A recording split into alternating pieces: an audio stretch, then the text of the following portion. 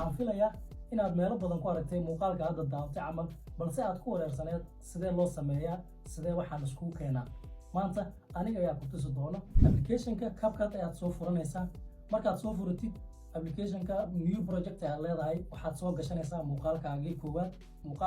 markaad soo gashatid haddana meesha ay ku qoran tahay overlay aad taabanaysaa muuqaalkaaga labaad ayaad soo gashanaysaa muuqaalkaaga labaad markaad soo gashatid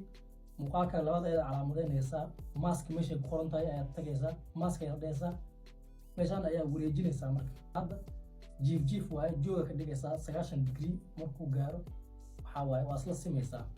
meeshaas calaamadaas aad qabanaysaa hadda wax yar jiidid meesha khafiif ay noqonaysaa hadda dhan kale u jiididna sharp ay noqonaysaa marka qaabkan ayaad u samaynaysaa sidaan easy ayaa loo sameeyaa muuqaaladan oo kale intaan ayaan jeclaystay inaan idin wadaago waxaan rajeynayaa inaad wax ka faa'iideyn intaan muuqaal